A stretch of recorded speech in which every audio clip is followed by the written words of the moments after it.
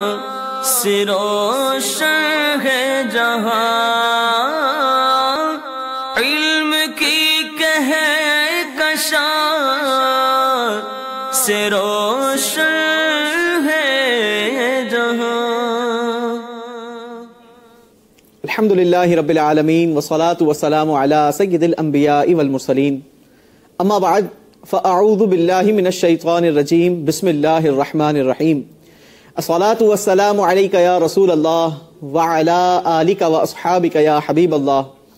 الصلاة والسلام علیک یا نبی اللہ وعلی آلک واصحابک یا نور اللہ۔ میٹھے میٹھے اسلامی بھائیوں اور مدنی چینل کے ناظرین، سلسلہ علم کی کہکشاں ایک بڑے ہی پیارے اور خوبصورت موضوع کے ساتھ لے کر ایک بار پھر حاضر خدمت ہیں۔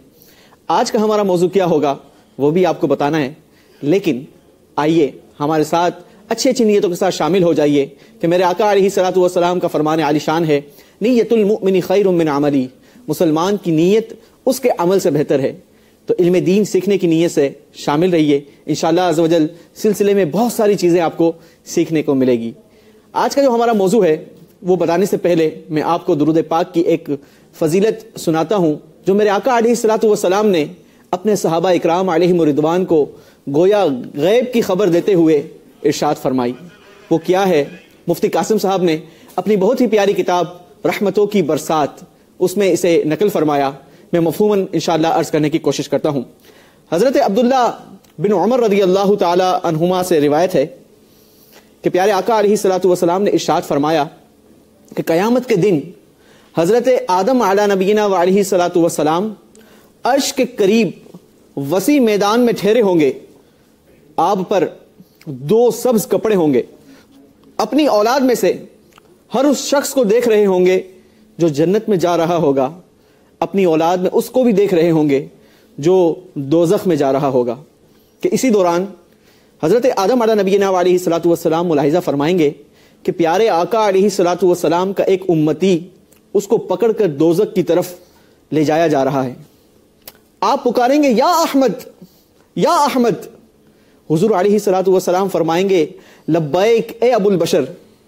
آدم علیہ الصلوۃ والسلام فرمائیں گے آپ علیہ الصلوۃ والسلام کا یہ امتی دوزخ میں جا رہا ہے، پس میں بڑی چستی کے ساتھ تیز تیز فرشتوں کے پیچھے چلوں گا اور کہوں گا کہ اے میرے رب کے فرشتوں ٹھہرو۔ وہ کہیں گے ہم مقرر کردہ فرشتے ہیں، جس کام کا ہمیں اللہ تبارک و تعالی نے حکم دیا ہے اس کی نافرمانی نہیں کرتے، ہم وہی کرتے ہیں جس کا ہمیں حکم ملا کرتا ہے۔ میرے آقا علیہ الصلوۃ والسلام اپنی داڑھی مبارک کو بائیں ہاتھ سے پکڑیں گے اور عرش کی طرف ہاتھ سے اشارہ کرتے ہوئے کہیں گے اے میرے پروردگار، کیا تو نے مجھ سے وعدہ نہیں فرمایا کہ تو مجھے اپنی امت کے بارے میں رسوا نہ کرے گا؟ عرش سے ندا آئے گی اے فرشتوں، محمد کی اطاعت کرو اور اسے لوٹا دو۔ پھر میں اپنی گود سے سفید کاغذ نکالوں گا اور اسے دائیں میزان کے پلڑے میں ڈال دوں گا اور میں کہوں گا بسم اللہ، پس وہ نیکیوں والا پلڑا بھاری ہو جائے گا، آواز آئے گی خوش بخت ہے، سعادت یافتہ ہو گیا اور اس کا میزان بھاری ہو گیا، اسے جنت میں لے جاؤ۔ وہ بندہ کہے گا اے میرے پروردگار کے فرشتوں ٹھہرو، میں اس بندے سے بات تو کر لوں جو اپنے رب کے حضور بڑی کرامت رکھتا ہے۔ وہ کہے گا میرے ماں باپ فدا، آپ پر آپ کا چہرہ کتنا نورانی ہے، آپ کا چہرہ کتنا حسین ہے، آپ کی شکل کتنی خوبصورت ہے، آپ نے میری لغزشوں کو معاف فرما دیا ہے اور میرے آنسوؤں پر رحم فرمایا ہے، آپ کون ہے؟ میرے آقا علیہ الصلوۃ والسلام ارشاد فرمائیں گے میں تیرا نبی محمد صلی اللہ علیہ وسلم ہوں اور یہ تیرا وہ درود ہے جو تو مجھ پر بھیجتا تھا، اس نے تجھ کو پورا پورا نفع پہنچایا جتنا کہ تجھے اس کی ضرورت تھی۔ میرے میٹھے اور پیارے اسلامی بھائیوں، درود پاک کے بے شمار اور بھی فضائل و برکات سنتے رہتے ہیں، مگر ذرا غور کریں کہ آیا ہم پیارے آقا علیہ الصلوۃ والسلام پر دن بھر میں کتنا درود پڑھتے ہیں؟ آج کا ہمارا جو موضوع ہے وہ بھی اسی سے ریلیٹڈ ہے کہ عبادت میں رکاوٹ۔ بڑی فضیلتیں سنتے ہیں، بڑی حکایتیں بھی معلوم ہوتی ہیں، پتہ بھی ہوتا ہے کہ اس کا اجر کتنا ہوگا، لیکن اس کے باوجود ہم عبادت کرنے میں سستی کرتے ہیں؟ کیا وجہ ہے؟ جاننے کے لیے آئیے مفتی صاحب کی جانب بڑھتے ہیں۔ مفتی صاحب سب سے پہلے آپ کو سلسلے میں خوش آمدید کہتے ہیں، مرحبا کہتے ہیں۔ موضوع سے ریلیٹڈ مدنی چینل کے ناظرین آپ ہمیں کالز بھی کر سکتے ہیں، آپ بھی سوال پوچھ سکتے ہیں کہ آیا ایسی کیا چیزیں ہیں جو عبادت میں رکاوٹ بننے کا سبب بنتی ہے۔ سب سے پہلے تو مفتی صاحب اسی کا اگر آپ جواب عنایت فرما دیں کہ عبادت میں انسان کیوں کوتاہی کرتا ہے جبکہ اتنے فضائل سنتا ہے، اتنی برکات کی وعیدیں سنائی جاتی ہیں، نویدیں سنائی جاتی ہیں۔ بسم اللہ الرحمن الرحیم۔ اگر انسان اپنے مقصد پر کہ اللہ تعالیٰ نے اس انسان کو کیوں بنایا، کیوں تخلیق کیا، کیوں پیدا کیا، اس پر غور کرے۔ قرآن پاک میں کیا ارشاد فرمایا گیا، حدیث طیبہ میں اس بارے میں کیا ہمیں ترغیب ارشاد فرمائی گئی ہے، تو ساتھ ساتھ کون سے ایسے اسباب ہیں کہ جو ہمیں عبادت سے روکتے ہیں، اور پھر امام غزالی علیہ رحمہ نے بڑے خوبصورت طریقے سے ان اسباب سے کیسے جان چھڑائی جائے اور عبادت کی طرف کیسے آیا جائے، وہ طریقے بھی بیان فرمائے اور ارشاد فرمایا ان کو نا۔ قرآن مجید میں اللہ تعالیٰ ارشاد فرماتا ہے وَمَا خَلَقْتُ الْجِنَّ وَالْإِنسَ إِلَّا لِيَعْبُدُونَ، اور میں نے جن اور انسان کو اپنی عبادت کے لیے پیدا کیا۔ اللہ تعالیٰ نے واضح طور پر ارشاد فرما دیا۔ اب یہ جو ارشاد فرمایا اس کے اندر کہ ان کا مقصد، ان کی تخلیق کا جو مقصد ہے جنوں کا بھی اور انسانوں کا، یہ صرف اور صرف دنیا کی طلبی نہیں ہے، دنیا کے اندر انہماک ہی نہیں ہے، دنیا کے اندر ایسا بالکل مشغول ہو جانا ہی نہیں ہے کہ یہ بالکل عبادت کی طرف آئے ہی نہ، اور عبادت سے ایک طرح کے دور ہو کر دنیا کے اندر اس قدر جو ہے وہ مستغرق ہو جائیں، ایسا نہیں، بلکہ ان کا مقصد تخلیق بیان کر دیا گیا۔ اللہ تعالیٰ نے خود بیان فرمایا کہ ان کو عبادت کے لیے پیدا کیا گیا ہے۔ اچھا، قرآن پاک میں دوسرے اور مقام پر بھی ارشاد فرمایا ہے الذی خلق الموت والحیات لیبلوکم ایکم احسن عملا، کہ وہ رب جس نے زندگی اور موت کو پیدا کیا ہے تاکہ تمہیں آزمائے تم میں سے کون اچھے عمل کرتا ہے۔ اور یہ بھی ارشاد فرمایا افحسبتم انما خلقناکم عبثا وانکم الینا لا ترجعون، کیا تم نے یہ گمان کر لیا ہے کہ اللہ تعالیٰ نے تمہیں جو ہے وہ بیکار پیدا کیا ہے، عبث پیدا کیا ہے تم نے، اور تمہیں ہماری طرف لوٹنا نہیں ہے۔ یعنی یہ آیات طیبہ واضح طور پر ہمیں ان چیزوں کی طرف ترغیب دے رہی ہیں اور ارشاد فرما رہی ہیں کہ ہمیں صرف اور صرف دنیا کے اندر ایسا انہماک، دنیا میں ایسا اپنے آپ کو مشغول کر لینا کہ یاد الہی سے بالکل یکسر دور ہو جائیں، غافل ہو جائیں۔ قرآن پاک میں اللہ تعالیٰ نے وہ اسباب بھی ذکر فرمائے بعض جگہوں پر کہ جو آدمی کو عموماً اللہ کے ذکر سے، عبادت سے دور کریں۔ فرمایا یا ایھا الذین آمنوا لا تلہکم اموالکم ولا اولادکم عن ذکر اللہ، اے ایمان والو تمہیں تمہارے مال اور تمہاری اولادیں اللہ کے ذکر سے غافل نہ کریں۔ یعنی یہ ایک بہت بڑا سبب بیان کر دیا گیا کہ عموماً آدمی بچوں کی وجہ سے اور مال کی وجہ سے، یہ ایسا ایک مین سبب ہے، تو مطلب کیا کریں کہ کئی ایسی چیزیں ہیں کہ جو اس کے اندر آ جائیں گی۔ مطلب بندہ محبت نہ کرے، اپنے مال سے محبت نہ کرے، بچوں سے محبت نہ کرے، کیا اس کا سمجھانے کا مقصد کیا ہے؟ دیکھیں، اس کا یہ ہرگز مطلب نہیں ہے کہ بچوں سے محبت نہیں کرنا یا مال کی کمائی ہی نہیں کرنی، وہ سارا جو ہے وہ صبح شام اس کو عبادت میں مشغول رہنے کا حکم یوں دیا گیا کہ وہ عبادت ہی کرتا رہے اور اپنی کمائی نہ کرے، اپنے کچھ اور معاملات نہ کرے۔ رسول اللہ صلی اللہ علیہ وسلم نے اپنے بارے میں واضح طور پر ارشاد فرمایا کہ میں تمہیں زندگی گزارنے کے لیے نمونہ ہوں، اور آپ صلی اللہ علیہ وسلم نے خود ارشاد فرمایا میں سوتا بھی ہوں، میں عبادت کو عبادت بھی کرتا ہوں، میں نفلی روزے بھی رکھتا ہوں، میں افطار بھی کرتا ہوں، اور میری بھی اہلیہ ہیں، ازواج ہیں، میں ان کے ساتھ بھی زندگی گزارتا ہوں اور ان کے بھی حقوق کی ادائیگی کرتا ہوں۔ تو آپ صلی اللہ علیہ وسلم نے کس انداز سے ہمیں یہ سب طریقے بھی سکھائے اور یہ تعلیم بھی ارشاد فرمائی اور اس کے انداز بھی بتا دیے۔ کیا صحابہ کرام علیہ مردوان نے اپنی زندگیوں کو نہیں گزارا؟ کیا انہوں نے کمائی نہیں کی؟ واضح طور پہ جو بتانے کا مقصد ہے کہ تمہارے مال، तुम्हारे बच्चे ये तुम्हें अल्लाह की याद से गाफिल ना कर दें। उमूमी तौर पे आदमी माल की मोहब्बत में बहुत ज्यादा आगे चला जाता है या बच्चों की मोहब्बत में। इन्नमा अम्वालुकुम व औलादुकुम फितना, बेशक माल और औलादे फितना है, आजमाइश है। ये तो बात इस पे कोई दूसरी राय नहीं है, ठीक है। माल भी आजमाइश होता है इंसान के लिए और औलादें भी आजमाइश होती हैं। कई एतबार से आदमी बाज औकात कई हुदूदुल्लाह को पामाल कर देता है इन दो चीजों के हुसूल के लिए। तो अल्लाह तबारक व तआला के दीन के लिए, शरीयत के ऊपर अमल करने के लिए, शरीयत पर चलने के लिए ये वाज़े तौर पर जो हमें आइडियल चीजें दी गई हैं कि हम दुनियादारी के मामलात भी करते रहें, साथ साथ दीन के मामलात भी चलाते रहें, इबादत भी करते रहें। अब इबादत से जो चीजें रुकावट होती हैं आम तौर पर, एक सबसे बड़ी ये बात ये होती है कि हर वक्त आदमी शैतान के बारे में कहता है कि बस शैतान ने बहका दिया। कॉन्सेप्ट हो गया है ना कि भाई मैं तो इबादत करना चाहता हूँ, मैं तो चाहता हूँ नेक बन जाऊं, मैं नेक अमाल करूं, लेकिन ये शैतान मरदूद मुझे करने नहीं देता। सारी बातें शैतान के ऊपर सर पर थोप दी जाती है। जी हाँ, काफी अगर आप किसी से कहें कि आप फजर की नमाज पढ़िए, ठीक है, तो वो आपसे कहेगा आप दुआ कर लें, ठीक है, आप दुआ करें मुझे भी तौफीक मिल जाए, ठीक है।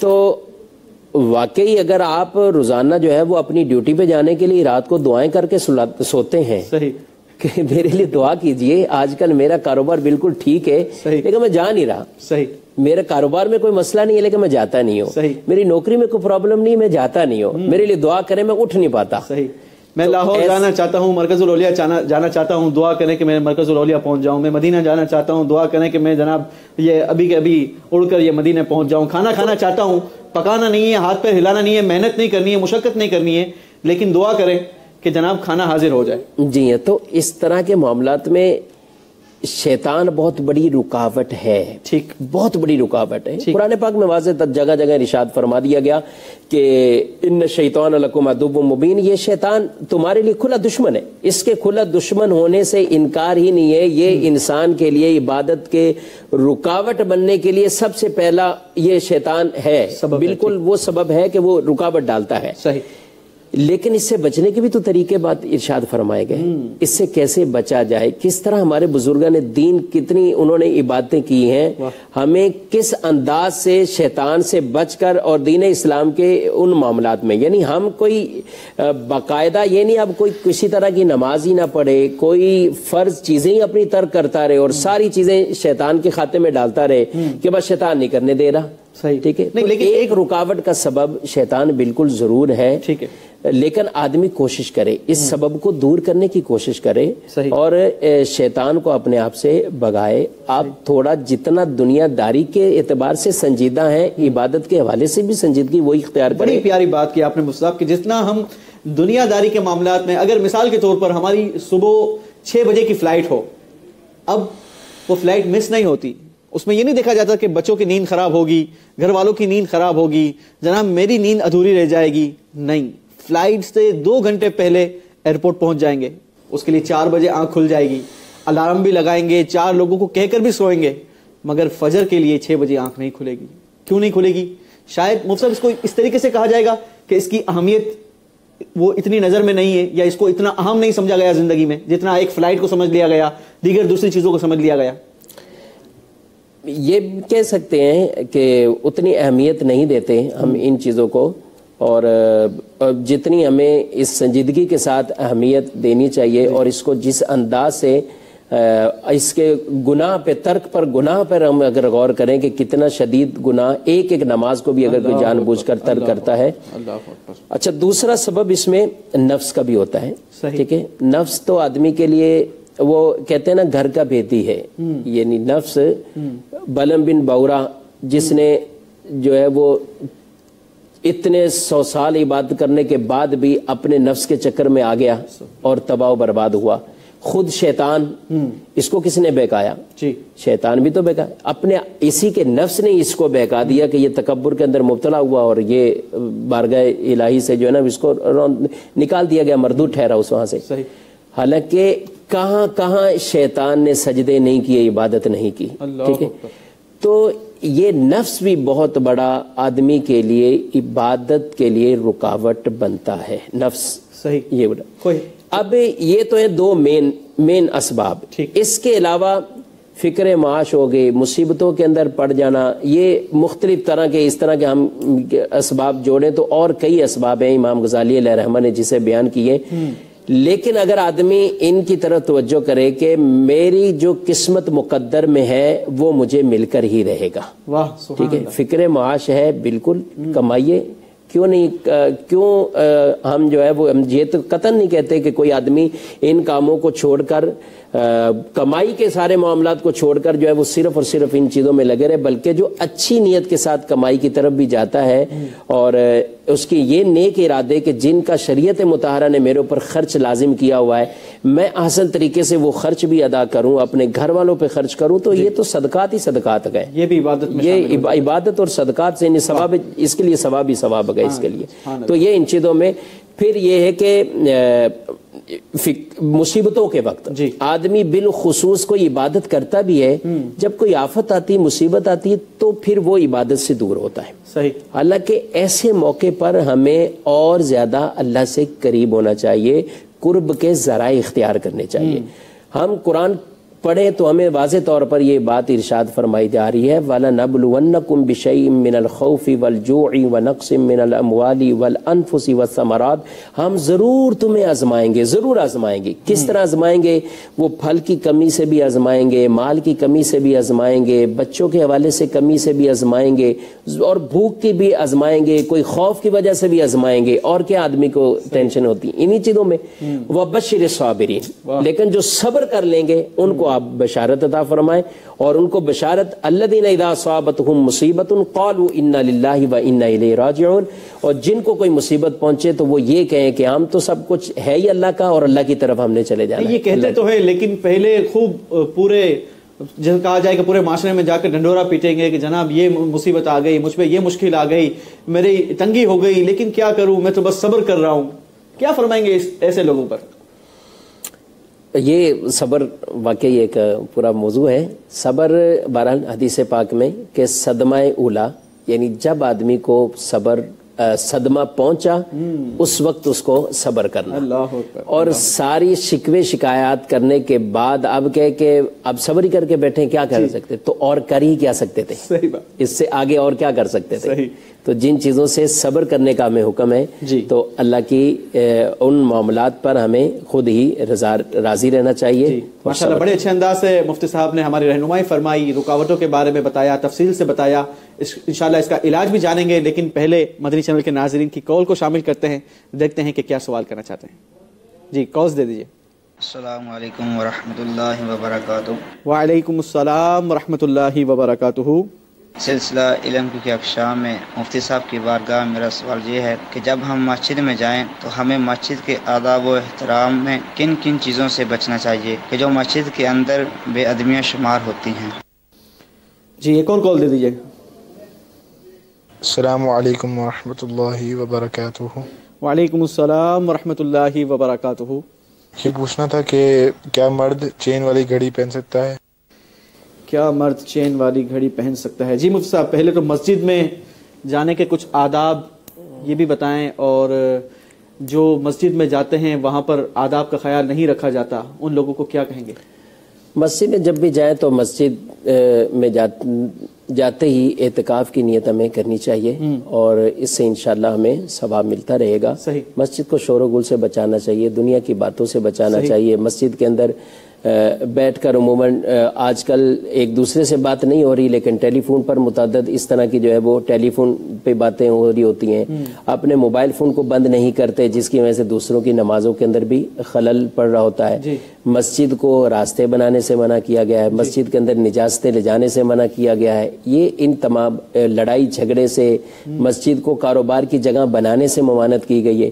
تو کئی چیزیں ایسی جو آداب کے زمرے میں آتی ہیں, کئی چیزیں ایسی جو گناہ کے زمرے میں آتی ہیں. تو ان چیزوں کا بالکل یہی, یعنی مساجد عبادت کے لیے ہیں تو ہمیں عبادت کے طور پر ہی مساجد کے اندر جانا چاہیے, اور جن چیزوں کا تعلق عبادت سے نہیں ہے ان سے بالکل یہی ہمیں گریز کرنا چاہیے. جی وہ چین والا بھی جواب دے دیجیے کہ کیا چین والی گھڑی پہننا, اس میں علماء کرام کا اختلاف ہے. البتہ یہ ہے کہ اگر کوئی مرد اس کو پہنتا ہے, پہن کے نماز پڑھتا ہے, اس کی نماز ہو جائے گی. بہتر یہی ہے کہ اس اختلاف سے بچتے ہوئے پٹے والی گھڑی استعمال مدنی چینل کے ناظرین کال ضرور کیجئے، لیکن کوشش کیجئے کہ موضوع سے ریلیٹڈ ہو تاکہ زیادہ سے زیادہ لوگ اس موضوع سے متعلق ہم سمجھیں بھی اور سیکھیں بھی۔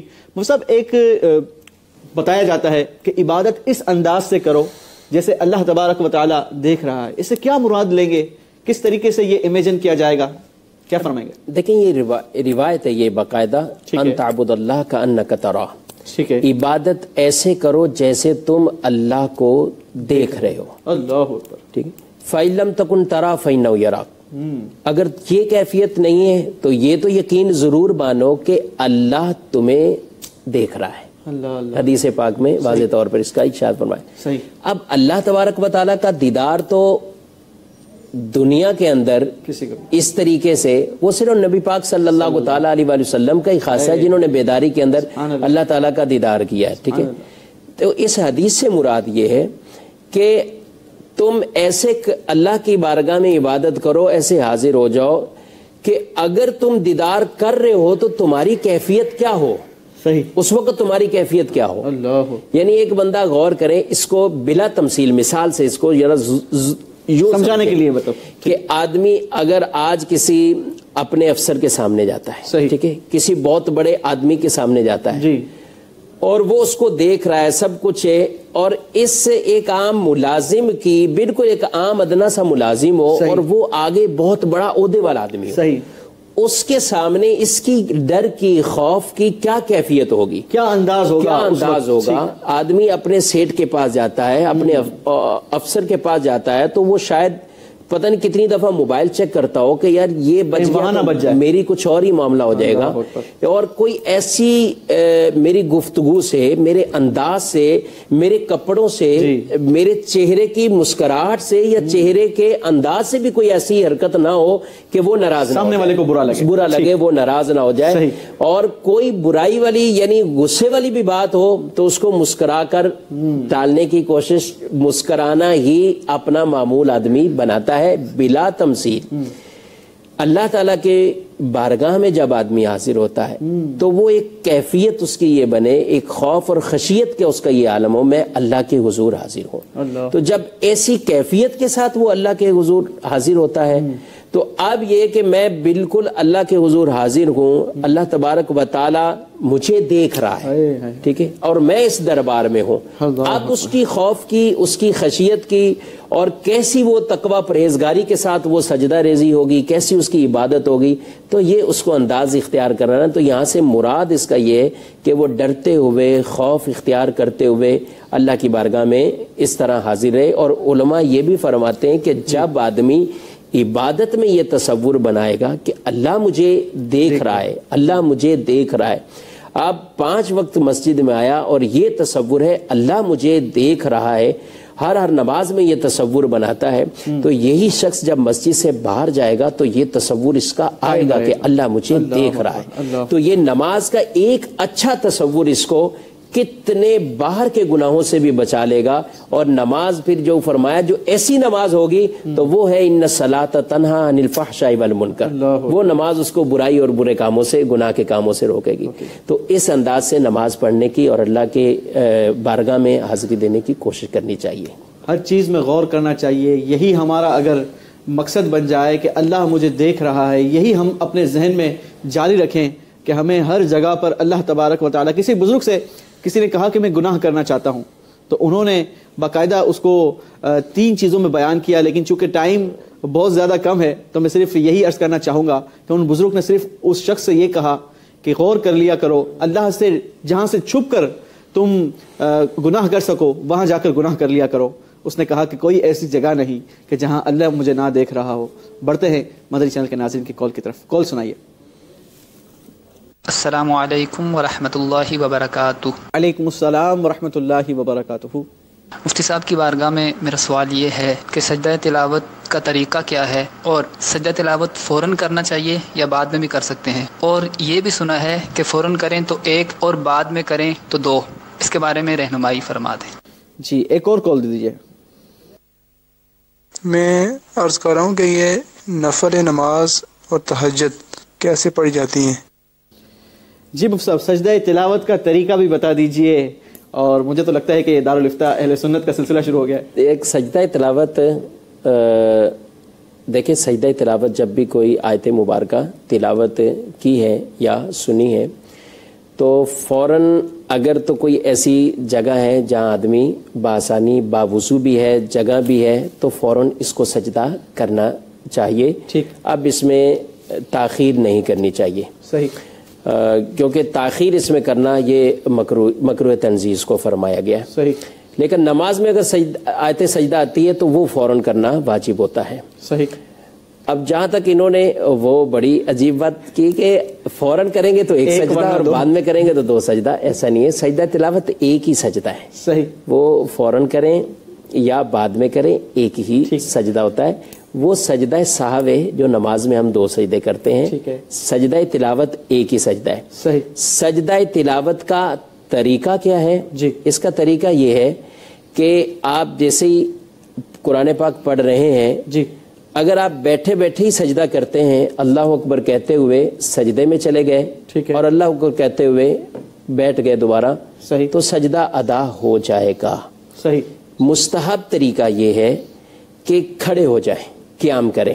ٹھیک ہے. صحیح. اگر آپ بیٹھے بھی ہیں تو کھڑے ہو جائیں. صحیح. اور کھڑے ہو کر اللہ اکبر کہتے ہوئے سجدے میں چلے جائیں. 3 بار تسبیح پڑھیں. صحیح. اور پھر اللہ اکبر کہتے ہوئے سیدھا کھڑے ہو جائیں دوبارہ. صحیح. 2 قیام کریں. صحیح. یعنی پہلے بھی کھڑے ہوں، صحیح، پھر سجدہ کریں اور پھر کھڑے ہو جائیں. یہ جو 2 مرتبہ کھڑے ہوئے یہ مستحب عمل ہے. یہ کوئی ضروری عمل نہیں ہے. یہ مستحبات میں ہے. ٹھیک. اور باقی یہ کہ سجدہ اگر بیٹھے بیٹھے بھی کریں گے تو ادا ہو جائے. اگر ایک ساتھ کئی سجدہ تلاوت کرنے ہو تو پھر اس کا کیا طریقہ کار ہوگا؟ انداز یہی ہے، طریقہ یہی ہے. ٹھیک. لیکن اگر کوئی بیٹھے بیٹھے ہی کثرت کے ساتھ انہوں نے کر لیے تو ادا ہو جائیں گے.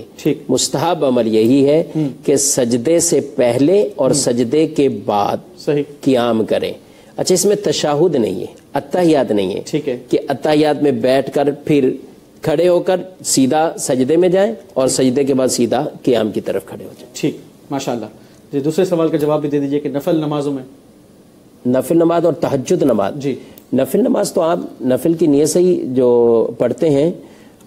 تہجد کی نماز وہ بطور خاص ہے تہجد کی نیت سے سنت تہجد کر کے نیت کریں گے تو بھی ٹھیک ہے، اور تہجد کی خالصتاً نیت کر کے پڑھیں تو بھی ٹھیک ہے. اس کی زیادہ سے زیادہ مطلب 8 رکعتیں ہیں اور کم از کم 2 بھی پڑھیں گے تو تہجد کی نماز ادا ہو جائے گی. ٹائم کیا ہونا چاہیے، کس طریقے سے؟ لیکن سونا بھی ضروری ہے نہیں ہے؟ تہجد کے لیے عشاء کی نماز پڑھ کر سونا شرط ہے. ٹھیک ہے. عشاء کے فرض یعنی کم عشاء کی نماز، اب ایسا نہیں ہو سکتا کہ عشاء کی نماز پڑھی نہیں ہے اور آدمی سو گیا، آرام کر لیا اور رات میں اٹھا ہے، اب عشاء پڑھ رہا ہے اور ساتھ تہجد پڑھنا چاہتا ہے، تو تہجد اس طرح نہیں ہوگی. اچھا، یہاں ایک اور غلط فہمی بھی ہوتی ہے لوگوں میں کہ لوگ شاید یہ سمجھتے ہیں کہ اگر ہم عشاء پڑھے بغیر سو گئے تو ہماری عشاء کی نماز قضا ہو جائے گی. ایسا نہیں ہے. ٹھیک ہے. عشاء پڑھے بغیر اگر کوئی سو جاتا ہے تو عشاء کی نماز قضا نہیں ہوتی. جب تک عشاء کا وقت باقی ہے عشاء کی نماز جو ہے وہ پڑھ سکتے ہیں. ماشاءاللہ، بڑے اچھے انداز سے. عشاء کا وقت صبح جو ہے وہ جیسے ہمارا سحری کا وقت ختم ہوتا ہے. المختصر یہ کہ فجر کا وقت جب شروع ہوگا تو عشاء کا وقت ختم ہوگا. یہ الگ بات ہے کہ آدھی رات کے بعد زیادہ تاخیر کرنا اس کو مکروہ فرمایا. کوشش کریں اس سے پہلے. ماشاءاللہ، بڑے تفصیل کے ساتھ مفتی صاحب نے جواب بتا دیا کہ تہجد کا وقت کیا ہے، پڑھنا بھی کس طریقے سے ہے. وہ سب یہ آخری سوال، چونکہ چند منٹ باقی ہیں، عبادت اجتماعی طور پر بہتر ہے یا انفرادی طور پر اکیلے میں کی جائے؟ اجتماعیت میں بڑا لطف بھی آتا ہے، لوگ دیکھ بھی رہے ہوتے ہیں، آنکھوں سے کئی بار آنسو بھی جاری ہو جاتے ہیں. اکیلے میں وہ سوز نہیں ملتا، وہ مزہ نہیں آتا. کیا فرمائیں گے؟ دیکھیں، بعض عبادات تو ہیں ہی اجتماعی اور وہ کرنی بھی اجتماعی چاہیے. اور ان کا حکم بھی اجتماعی ہوتا ہے. جیسے نماز ہے، ہمیں باجماعت پڑھنے کا حکم ہے. اب ہم اس نماز کو بھلے کسی کو اکیلے میں سوز آتا ہے لیکن اس کو شریعت کی طرف سے جماعت جس پر واجب ہے اس کو حکم یہی ہے کہ وہ جماعت سے آ کے نماز پڑھے. اور اس جماعت کو نہ صرف ہم افضل کہیں گے بلکہ یہ وہ جو اکیلے میں پڑھے گی نماز ایک نماز ہے لیکن جماعت کے ساتھ اگر پڑھے گا تو 25 گنا اور 27 گنا زیادہ ثواب ملنا ہے اس کو. تو یہ زیادہ ثواب میں بھی زیادہ اور ایک واجب پر حکم ہو رہا ہے. تو اسی طریقے سے ہاں نوافل کے اندر یہ ترغیب ہے کہ وہ تنہائی اس میں زیادہ بہتر ہے. لیکن تب جب کہ آدمی کو ایک یکسوئی ملے اور وہ آدمی بڑی ایک اطمینان والی کیفیت کے ساتھ زیادہ اس کو اس میں خلوص ملتا ہے, اس میں تنہائی اس کے لیے زیادہ دل لگی کا سبب بنتا ہے, تو بالکل اچھی بات ہے. لیکن اگر وہ ایسا نہ ہو کہ کہیں مساجد سے بھی دور رہے اور گھر میں بھی نہیں کر پائے, تو ایسی صورتحال میں اجتماعیت کے ساتھ ہی شامل ہونا یہ زیادہ بہتر ہے. لیکن بالکل یہ ایسی عادت مناسب نہیں ہے کہ ہم تنہائی میں کچھ کریں ہی نہ اور اجتماعیت میں سب کچھ کرتے رہیں. ایک حدیث مبارک ہے, جو تنہا اللہ کو یاد کرے اور اس کی آنکھوں سے آنسو جاری ہو جائیں, قیامت کے دن اللہ اسے اپنے عرش کا سایہ عطا فرمائے گا. سبحان اللہ. قیامت کے دن اسے اللہ تبارک و تعالی عرش کا سایہ عطا فرمائے گا جو تنہائی میں عبادت کرے اور اس کی آنکھوں سے آنسو جاری ہو جائے. کاش میری زندگی میں بھی وہ کئی لمحہ آئے کہ میری آنکھوں سے بھی خوف خدا میں آنسو بہے. کاش میں بھی تنہائی میں رات کو اٹھ کر اللہ تبارک و تعالیٰ کی عبادت کروں. میرے میٹھے اور پیارے اسلامی بھائیوں, مدنی چینل کے ناظرین, عبادت کیجئے, نیکیاں کمائیے. قیامت کے دن ہر شخص کو حسرت ہوگی, نیکوں کو بھی حسرت ہوگی, گناہ گاروں کو تو ہوگی ہی ہوگی, مگر نیک بھی حسرت کریں گے کہ کاش میں اپنی زندگی میں اور زیادہ عبادت کر لیا کرتا, اور زیادہ نیکیاں کما لیتا. گناہ گار بڑی حسرت کریں گے کہ کاش میں اپنی زندگی نیکیوں میں بسر کر لیتا. آج سانسیں باقی ہے, عبادت کر لیجئے, اللہ تبارک و تعالیٰ سے نیکیاں کما لیجئے. اللہ تبارک و تعالیٰ ہمیں نیک اعمال کرنے کی سعادت اور توفیق نصیب فرمائے. آئیے نیکی کے کاموں کی دھومیں دعوت اسلامی کس انداز کے ساتھ مچا رہی ہے, دنیا بھر سے آپ کو لیے چلتے ہیں, دکھاتے ہیں. مدنی خبروں کی جانب بڑھتے ہیں. مدنی چینل کے ناظرین, مدنی چینل دیکھتے رہیے. صلو علی الحبیب صلی اللہ تعالی علی محمد صلی اللہ علیہ وسلم. علم کی کہکشاں سے روشن